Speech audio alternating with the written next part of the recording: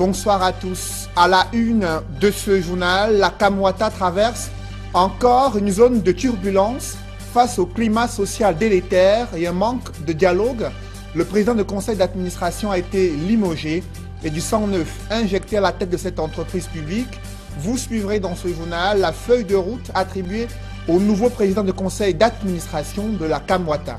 Après l'arrestation de 7 soldats camerounais soupçonnés d'être impliqués dans des massacres de 2 femmes et leurs enfants, la société civile se constitue partie civile pour exiger des clarifications au pouvoir public au sujet de ces bavures militaires décriées sur le théâtre de lutte contre le terrorisme. Vous les écouterez dans ce journal.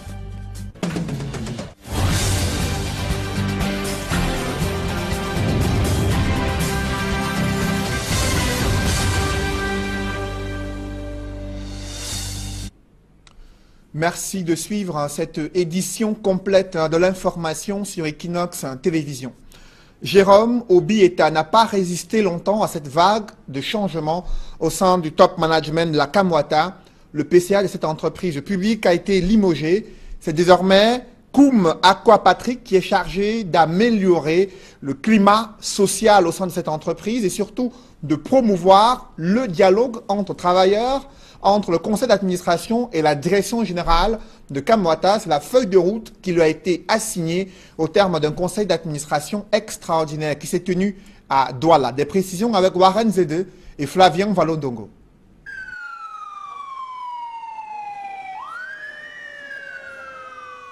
Le conseil d'administration extraordinaire de la Kamwata tenu ce mardi à Douala a décidé de mettre à sa tête Koum Aquapatrick. Et le chef du gouvernement ne fait qu'exécuter ce que le Seigneur a arrangé. Les petites choses que je fais tous les jours, quand on met ça ensemble, ça donne quelque chose qui puisse me pousser pour être là où je suis.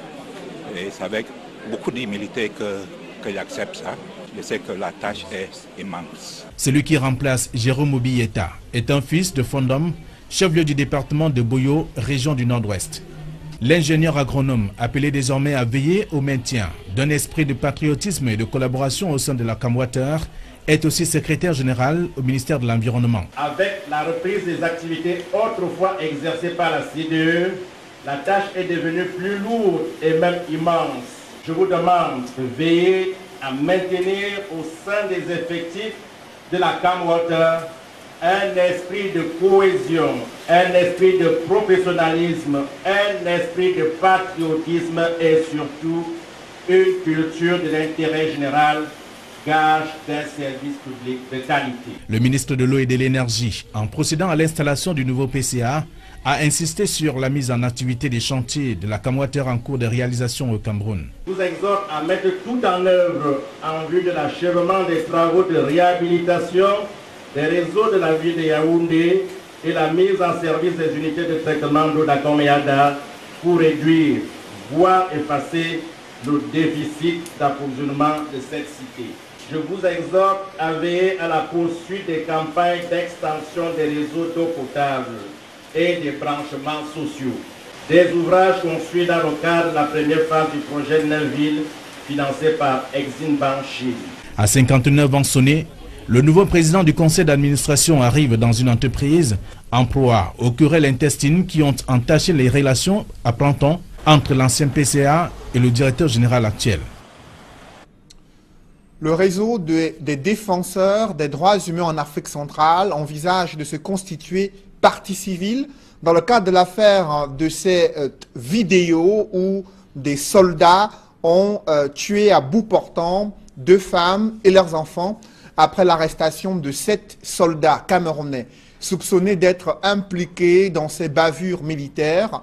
Le REDAC exige plus de clarifications de la part du gouvernement et des sanctions à l'encontre des responsables placés au sommet de l'État et qui, selon cette organisation de la société civile, couvrent ces multiples bavures militaires. Des précisions avec Innocent Abega et Gladys Sidier.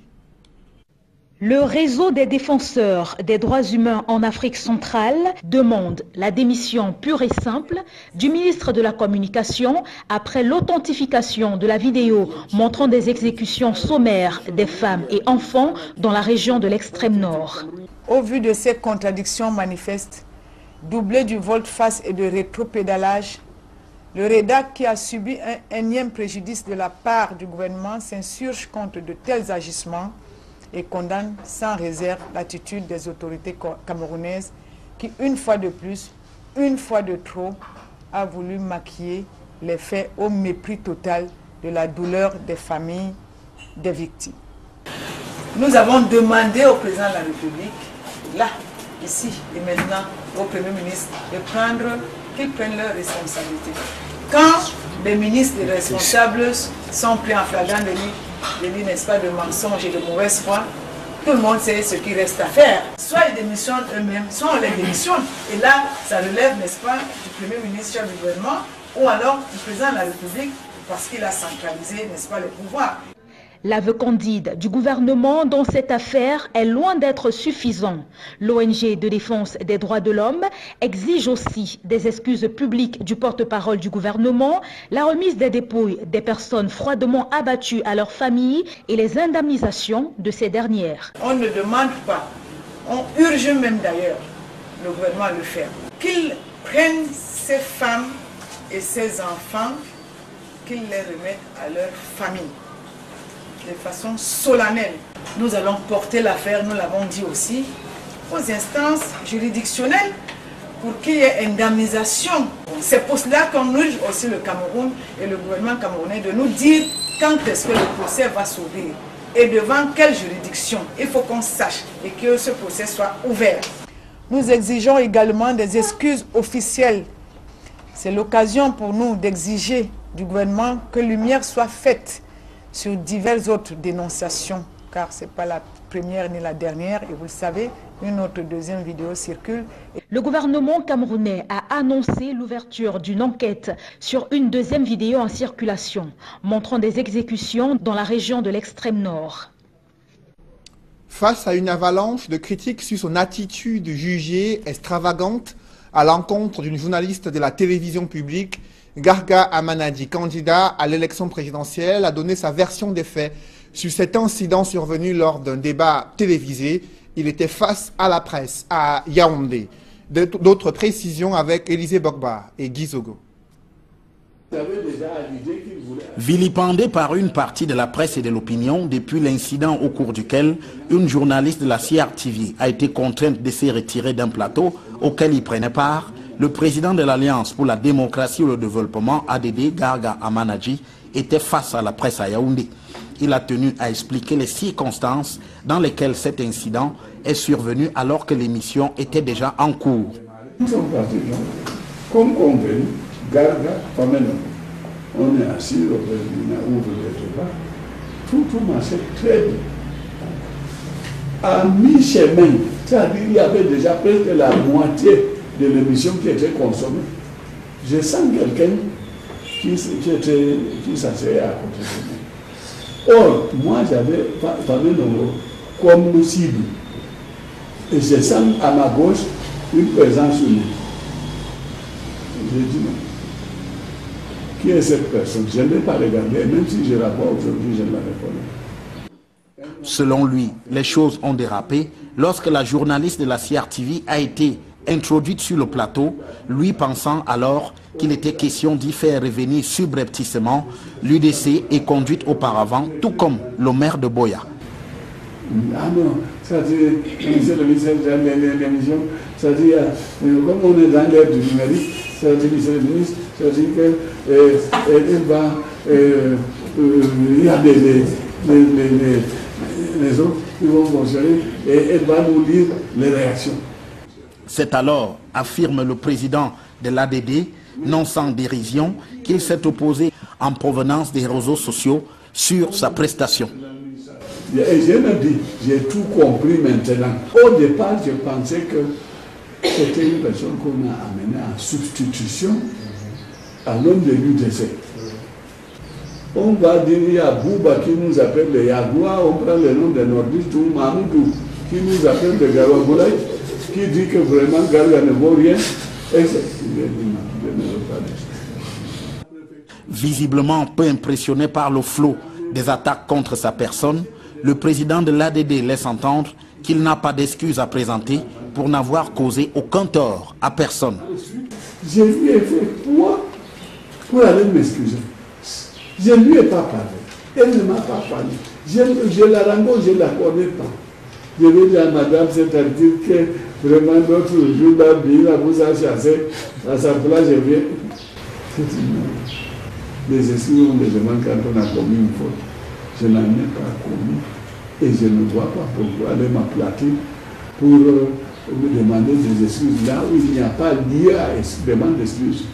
Par ailleurs, sur la présidentielle 2018 à laquelle il s'est porté candidat, le président de l'Alliance pour la démocratie et le développement a présenté son programme politique appuyé sur sa longue expérience de haut commis de l'État.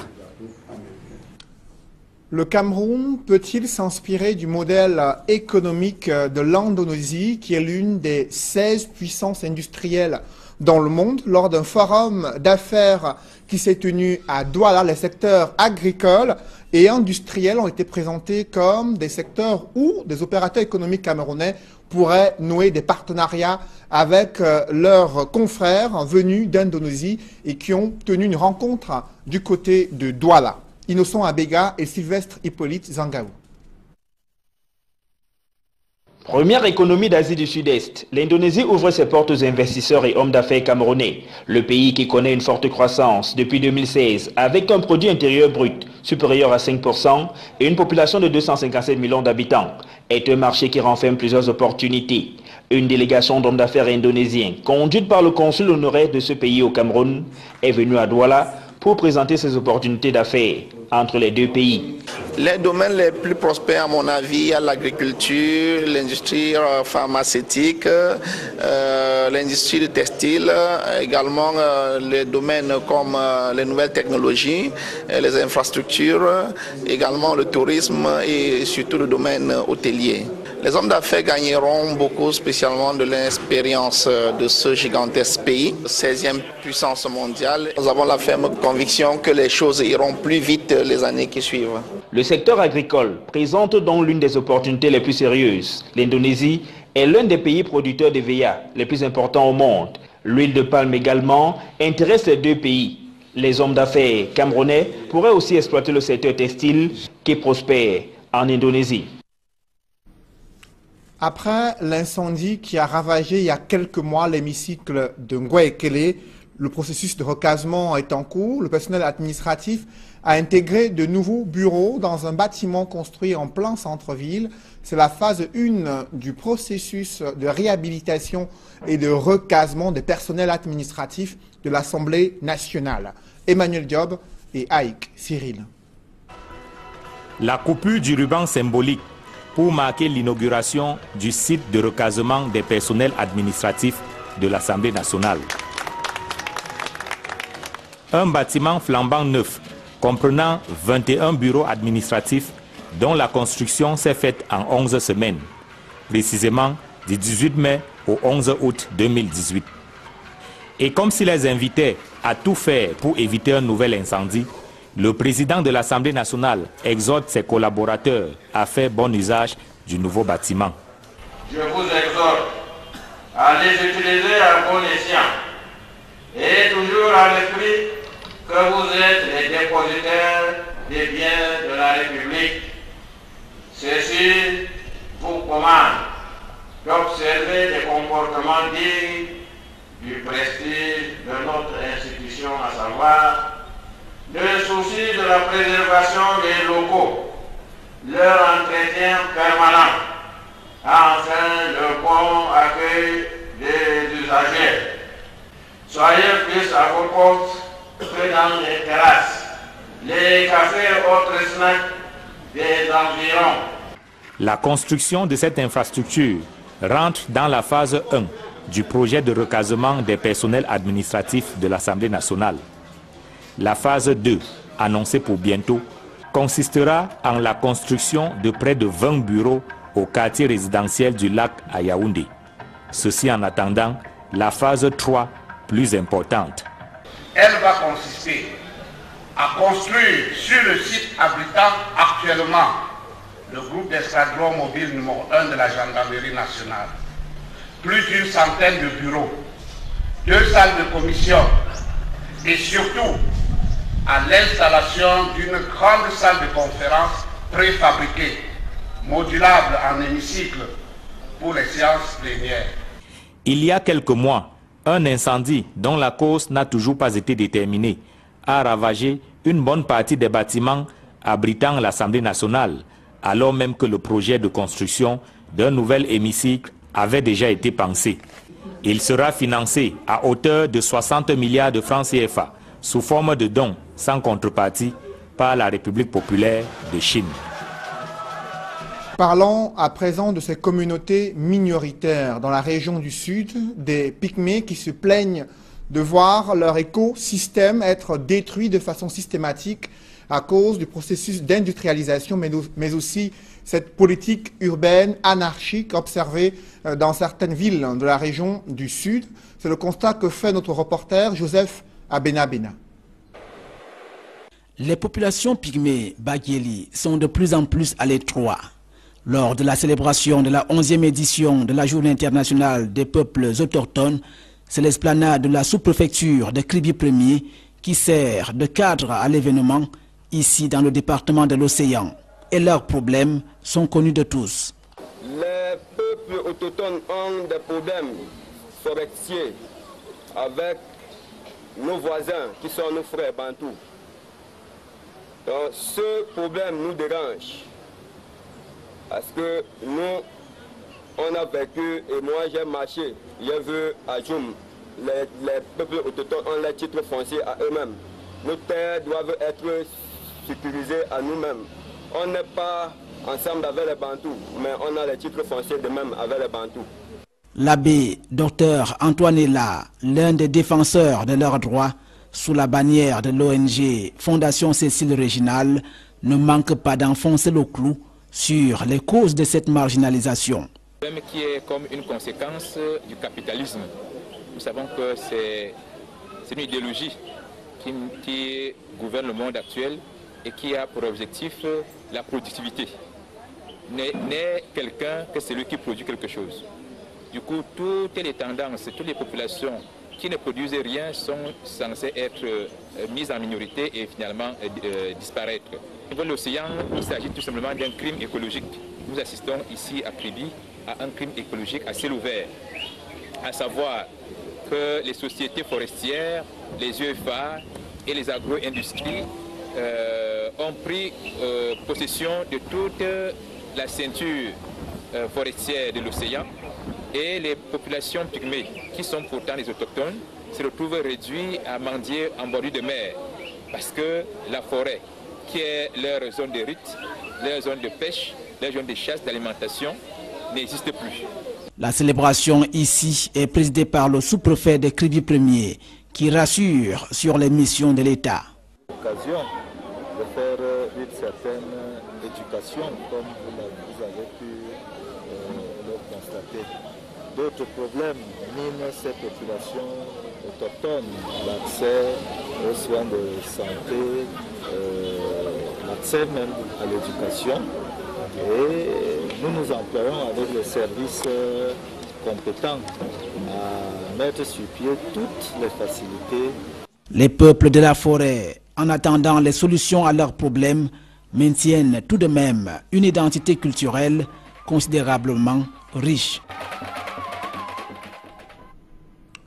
Un public reportage dans ce journal. Afriland First Bank, leader du secteur bancaire, prime ses meilleurs agents. Près de 274 d'entre eux viennent de recevoir des médailles d'honneur du travail en or, vermeil et argent. La cérémonie, riche en couleurs, a été placée sous la présidence du ministre du Travail et de la Sécurité sociale. Reportage. La taille des récipiendaires et le nombre de médailles en disent long sur l'importance et l'intérêt de cette cérémonie fortement courue. 379 médailles, dont 48 en or, 128 en vermeil et 203 en argent, pour un total de 274 membres du personnel de Afriland First Bank. Une moisson abondante qui est le reflet du dévouement sans faille des stars du jour. Je crois que c'est un coordonnement du carrière bien rempli.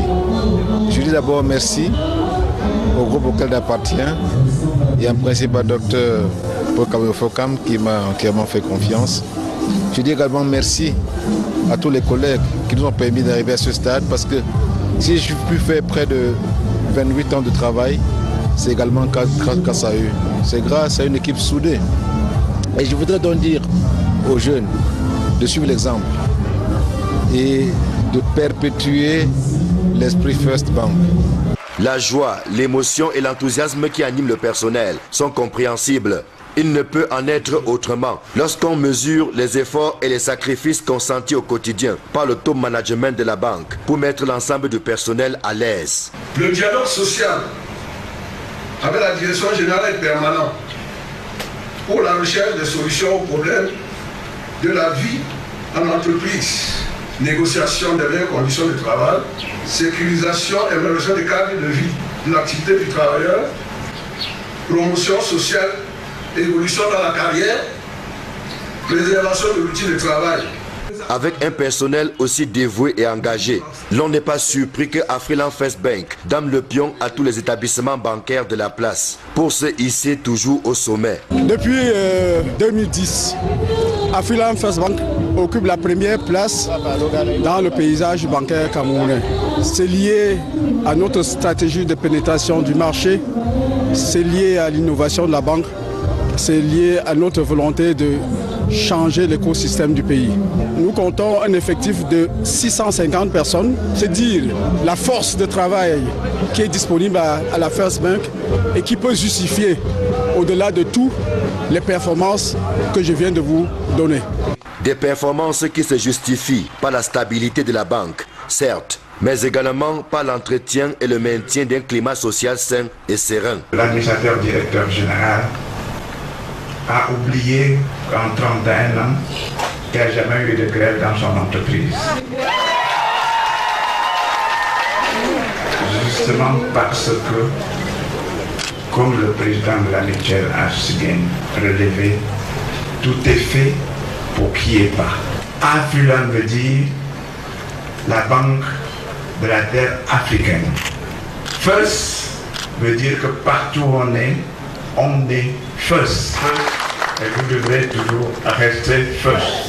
Le gouvernement se réjouit de cette bonne santé économique de Afriland First Bank ainsi que du climat social favorable à l'épanouissement des travailleurs. Nous sommes venus ici ce jour pour célébrer ici l'excellence au travail, la reconnaissance par le gouvernement de ce que les travailleurs que vous êtes font dans la discipline, dans l'efficacité pour leur pays et pour leur famille, comme l'a si bien rappelé le fondateur, sans grève depuis 31 ans.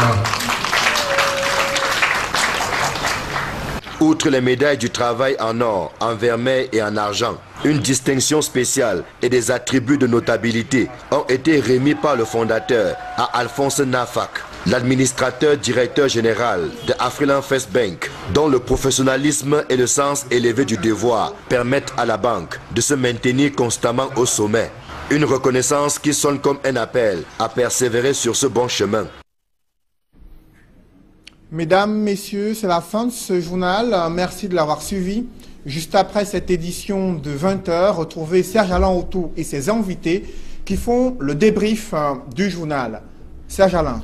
Voilà, le REDAC exige la démission de Issa Chiroma Bakari.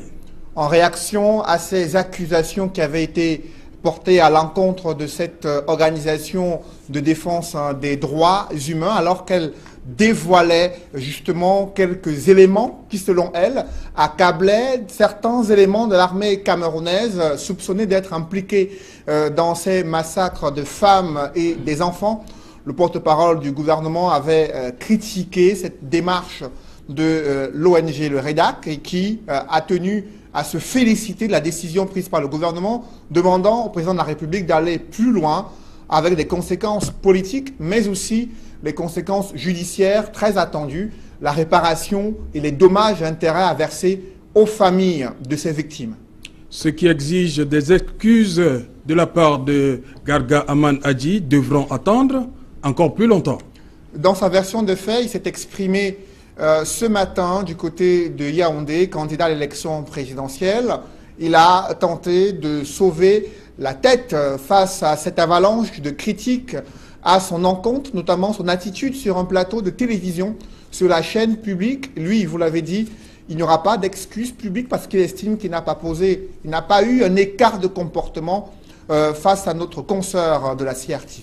Voilà, madame, monsieur, c'est l'essentiel du débrief. Cédric, à demain, 20h. Bonne soirée, Serge Alain. Voilà, madame, monsieur, dans un instant, le débrief.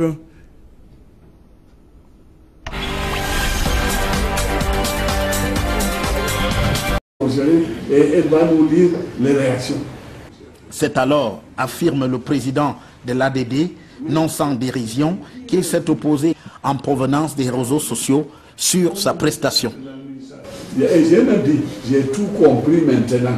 Au départ, je pensais que c'était une personne qu'on a amenée en substitution à l'homme de l'UDC. On va dire, il y a Bouba qui nous appelle les Yagoua, on prend le nom des nordistes, ou Mamoudou qui nous appelle les Gawagoulaï, qui dit que vraiment Garga ne vaut rien. Et visiblement peu impressionné par le flot des attaques contre sa personne, le président de l'ADD laisse entendre qu'il n'a pas d'excuses à présenter pour n'avoir causé aucun tort à personne. Je lui ai fait quoi pour aller m'excuser? Je ne lui ai pas parlé. Elle ne m'a pas parlé. Je la rencontre, je ne la connais pas. Je vais dire à madame, c'est-à-dire que vraiment l'autre jour, là, Bina vous a chassé à sa place, je viens. Les excuses, on les demande quand on a commis une faute. Je n'en ai pas commis. Et je ne vois pas pourquoi aller m'applatir pour me demander des excuses là où il n'y a pas lieu à demander d'excuses. Par ailleurs, sur la présidentielle 2018 à laquelle il s'est porté candidat, le président de l'Alliance pour la démocratie et le développement a présenté son programme politique appuyé sur sa longue expérience de haut commis de l'État. Le Cameroun peut-il s'inspirer du modèle économique de l'Indonésie, qui est l'une des 16 puissances industrielles dans le monde? Lors d'un forum d'affaires qui s'est tenu à Douala, les secteurs agricoles et industriels ont été présentés comme des secteurs où des opérateurs économiques camerounais pourraient nouer des partenariats avec leurs confrères venus d'Indonésie et qui ont tenu une rencontre du côté de Douala. Innocent Abega et Sylvestre Hippolyte Zangaou. Première économie d'Asie du Sud-Est, l'Indonésie ouvre ses portes aux investisseurs et hommes d'affaires camerounais. Le pays qui connaît une forte croissance depuis 2016 avec un produit intérieur brut supérieur à 5% et une population de 257 millions d'habitants est un marché qui renferme plusieurs opportunités. Une délégation d'hommes d'affaires indonésiens conduite par le consul honoraire de ce pays au Cameroun est venue à Douala pour présenter ces opportunités d'affaires entre les deux pays. Les domaines les plus prospères, à mon avis, il y a l'agriculture, l'industrie pharmaceutique, l'industrie du textile, également les domaines comme les nouvelles technologies, les infrastructures, également le tourisme et surtout le domaine hôtelier. Les hommes d'affaires gagneront beaucoup, spécialement de l'expérience de ce gigantesque pays, 16e puissance mondiale. Nous avons la ferme conviction que les choses iront plus vite les années qui suivent. Le secteur exige aussi des excuses publiques du porte-parole du gouvernement, la remise des dépouilles des personnes froidement abattues à leurs familles et les indemnisations de ces dernières. On ne demande pas, on urge même d'ailleurs le gouvernement à le faire, qu'il prenne ces femmes et ces enfants, qu'ils les remettent à leur famille de façon solennelle. Nous allons porter l'affaire, nous l'avons dit aussi, aux instances juridictionnelles pour qu'il y ait indemnisation. C'est pour cela qu'on urge aussi le Cameroun et le gouvernement camerounais de nous dire quand est-ce que le procès va s'ouvrir. et devant quelle juridiction. Il faut qu'on sache et que ce procès soit ouvert. Nous exigeons également des excuses officielles. C'est l'occasion pour nous d'exiger du gouvernement que lumière soit faite sur diverses autres dénonciations, car ce n'est pas la première ni la dernière, et vous le savez, une autre deuxième vidéo circule. Le gouvernement camerounais a annoncé l'ouverture d'une enquête sur une deuxième vidéo en circulation, montrant des exécutions dans la région de l'extrême nord. Face à une avalanche de critiques sur son attitude jugée extravagante à l'encontre d'une journaliste de la télévision publique, Garga Amanadji, candidat à l'élection présidentielle, a donné sa version des faits sur cet incident survenu lors d'un débat télévisé. Il était face à la presse à Yaoundé. D'autres précisions avec Élisée Bogba et Guy Zogo.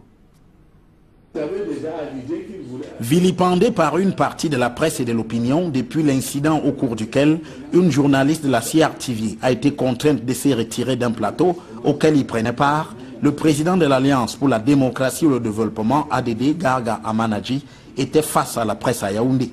Il a tenu à expliquer les circonstances dans lesquelles cet incident est survenu alors que l'émission était déjà en cours.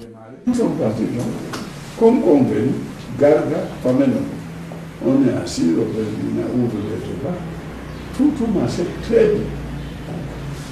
À mi-chemin, c'est-à-dire il y avait déjà presque la moitié de l'émission qui était consommée. Je sens quelqu'un qui s'asseyait à côté de moi. Or, moi j'avais Famenogo comme cible. Et je sens à ma gauche une présence unique. J'ai dit non. Qui est cette personne? Je ne l'ai pas regardé, même si je la vois aujourd'hui, je ne la reconnais. Selon lui, les choses ont dérapé lorsque la journaliste de la CRTV a été introduite sur le plateau, lui pensant alors qu'il était question d'y faire revenir subrepticement l'UDC et conduite auparavant, tout comme le maire de Boya. Ah non, c'est-à-dire, monsieur le ministre de l'émission, c'est-à-dire, comme on est dans l'ère du numérique, c'est-à-dire, monsieur le ministre, c'est-à-dire qu'il y a les autres qui vont... Agricole présente donc l'une des opportunités les plus sérieuses. L'Indonésie est l'un des pays producteurs de VA les plus importants au monde. L'huile de palme également intéresse les deux pays. Les hommes d'affaires camerounais pourraient aussi exploiter le secteur textile qui prospère en Indonésie. Après l'incendie qui a ravagé il y a quelques mois l'hémicycle de Ngouekele, le processus de recasement est en cours. Le personnel administratif a intégré de nouveaux bureaux dans un bâtiment construit en plein centre-ville. C'est la phase 1 du processus de réhabilitation et de recasement des personnels administratifs de l'Assemblée nationale. Emmanuel Diop et Aïk Cyril. La coupure du ruban symbolique pour marquer l'inauguration du site de recasement des personnels administratifs de l'Assemblée nationale. Un bâtiment flambant neuf, comprenant 21 bureaux administratifs dont la construction s'est faite en 11 semaines, précisément du 18 mai au 11 août 2018. Et comme s'il les invitait à tout faire pour éviter un nouvel incendie, le président de l'Assemblée nationale exhorte ses collaborateurs à faire bon usage du nouveau bâtiment. Je vous exhorte à les utiliser à bon escient et toujours à l'esprit que vous êtes les dépositaires des biens de la République.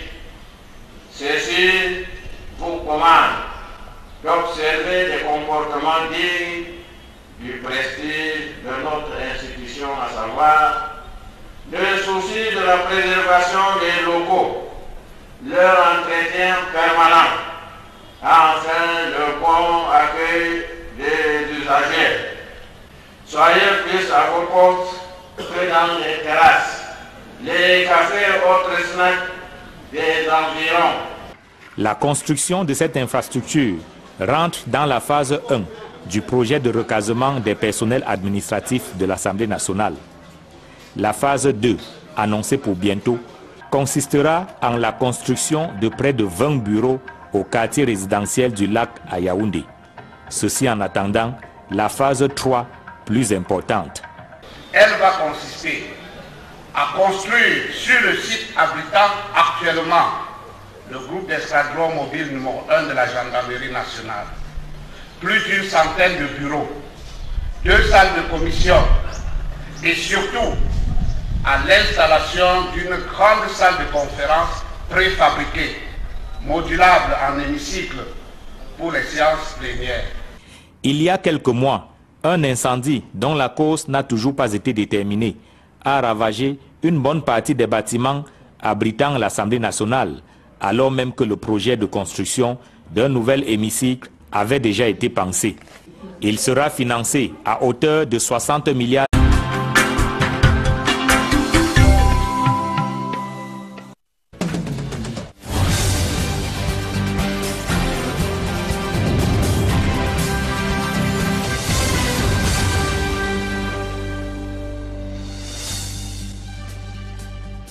Bonsoir à tous. À la une de ce journal, la Kamwata traverse encore une zone de turbulence face au climat social délétère et un manque de dialogue. Le président du conseil d'administration a été limogé et du sang neuf injecté à la tête de cette entreprise publique.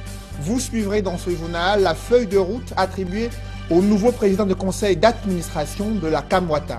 Après l'arrestation de 7 soldats camerounais soupçonnés d'être impliqués dans des massacres de 2 femmes et leurs enfants, la société civile se constitue partie civile pour exiger des clarifications au pouvoir public au sujet de ces bavures militaires décriées sur le théâtre de lutte contre le terrorisme. Vous les écouterez dans ce journal.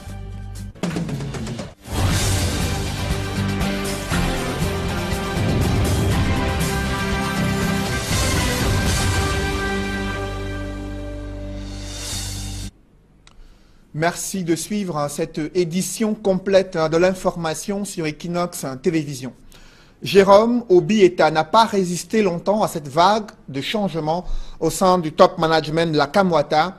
Le PCA de cette entreprise publique a été limogé. C'est désormais Koum Aquapatrick qui est chargé d'améliorer le climat social au sein de cette entreprise et surtout de promouvoir le dialogue entre travailleurs, entre le conseil d'administration et la direction générale de Kamwata. C'est la feuille de route qui lui a été assignée au terme d'un conseil d'administration extraordinaire qui s'est tenu à Douala. Des précisions avec Warren Zede et Flavien Valodongo.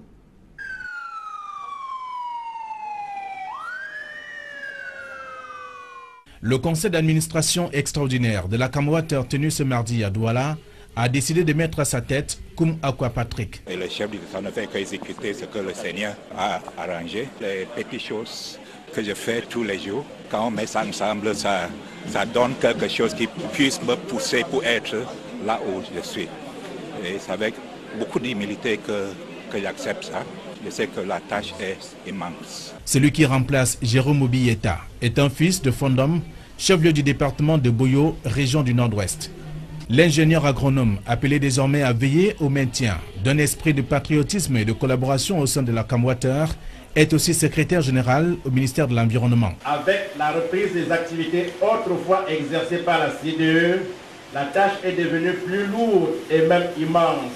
Je vous demande de veiller à maintenir au sein des effectifs de la Kamwata un esprit de cohésion, un esprit de professionnalisme, un esprit de patriotisme et surtout une culture de l'intérêt général, gage d'un service public de qualité. Le ministre de l'Eau et de l'Énergie, en procédant à l'installation du nouveau PCA, a insisté sur la mise en activité des chantiers de la Kamwata en cours de réalisation au Cameroun. Je vous exhorte à mettre tout en œuvre en vue de l'achèvement des travaux de réhabilitation des réseaux de la ville de Yaoundé et la mise en service des unités de traitement d'eau d'Akoméada pour réduire, voire effacer le déficit d'approvisionnement de cette cité.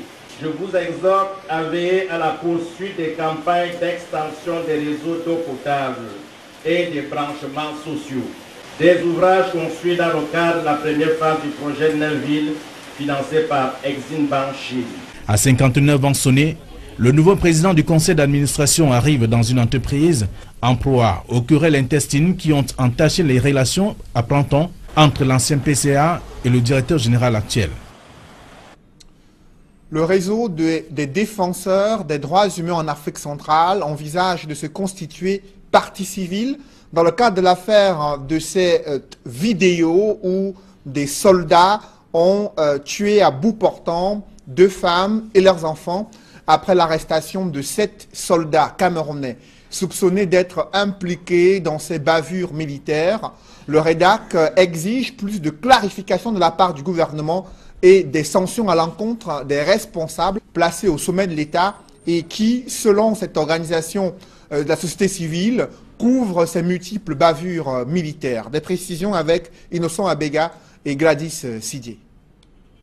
Le réseau des défenseurs des droits humains en Afrique centrale demande la démission pure et simple du ministre de la Communication après l'authentification de la vidéo montrant des exécutions sommaires des femmes et enfants dans la région de l'extrême nord. Au vu de ces contradictions manifestes, doublées du volte-face et de rétropédalage, le REDAC, qui a subi un énième préjudice de la part du gouvernement, s'insurge contre de tels agissements et condamne sans réserve l'attitude des autorités camerounaises qui, une fois de plus, une fois de trop, a voulu maquiller les faits au mépris total de la douleur des familles des victimes. Nous avons demandé au président de la République, là, ici et maintenant, au Premier ministre, qu'ils prennent leurs responsabilités. Quand les ministres et les responsables sont pris en flagrant délit, n'est-ce pas, de mensonges et de mauvaise foi, tout le monde sait ce qu'il reste à faire. Soit ils démissionnent eux-mêmes, soit on les démissionne. Et là, ça relève, n'est-ce pas, du Premier ministre, chef du gouvernement, ou alors du président de la République, parce qu'il a centralisé, n'est-ce pas, les pouvoirs. L'aveu candide du gouvernement dans cette affaire est loin d'être suffisant. L'ONG de défense des droits de l'homme